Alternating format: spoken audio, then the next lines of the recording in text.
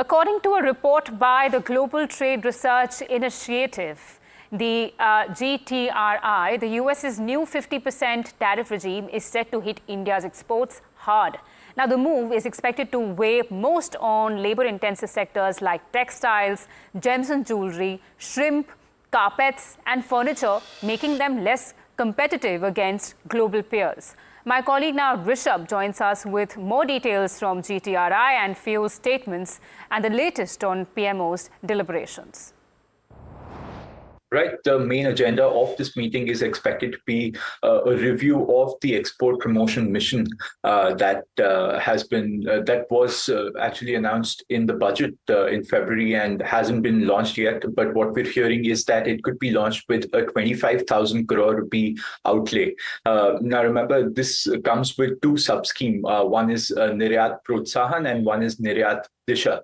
Under Niryat Protsahan, the main vessel of support for exporters will be export credit finance. That is number one. And under Niryat Disha, you have targeted support for export compliance, for diversifying to newer geographies, branding, marketing. You have trade promotion stuff coming under Niryat Disha. So about 10,000 crores is what we're hearing has been assigned for Niryat Protsahan, about 14,500 crore rupees for Niryat Disha.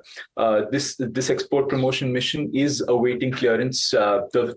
It is currently with a panel within the finance ministry, the expenditure panel. They are going through it, and it will continue. Then it will move to the cabinet for approval for a fast rollout. So that is what we're picking up in terms of this key meeting today. Right, Rishabh. Thank you so much for that. And the deadline, however, for a potential 50% tariff from the US is set to expire tomorrow. To understand the gravity of the situation, we spoke to several prominent figures, including the president of the Seafood Exporters Association of India, the vice president of FIO, the president of the Textile Association of India, and also the chief economist at Yes Bank. Earlier today, my colleague Hiral asked them about the ongoing uncertainty, especially given the initial anticipation of a 21-day negotiation window. Let's listen in from this very insightful discussion.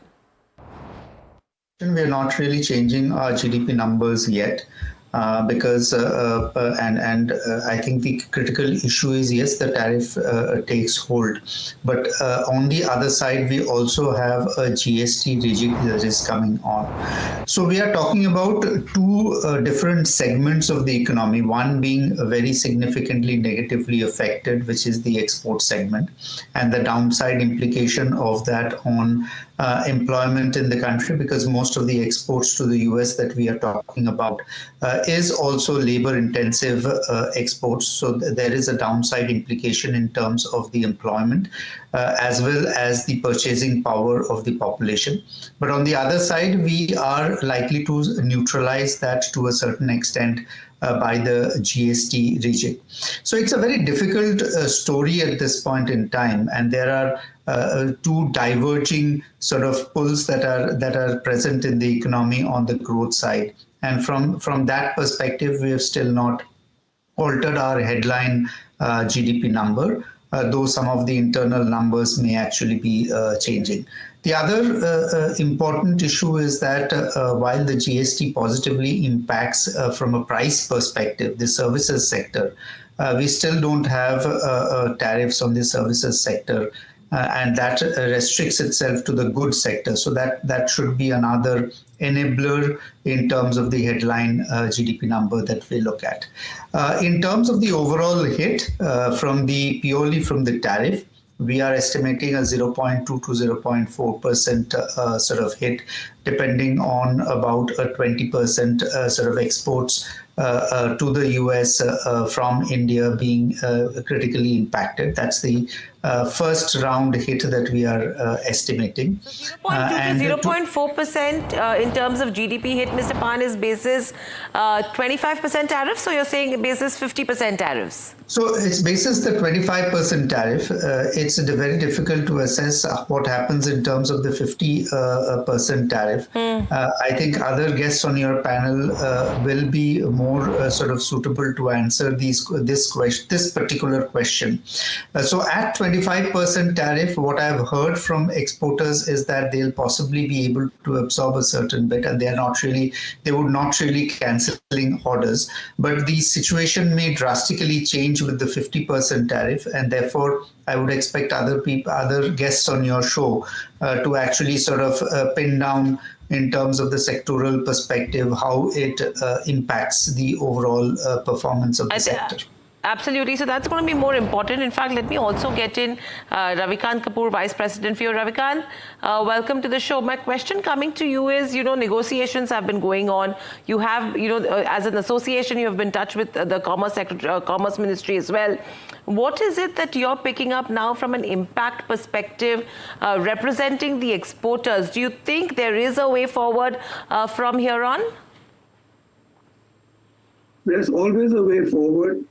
But I believe that we have to take it one by one. We have to look at the current situation as it is. It is really a major disaster for exporters to the US.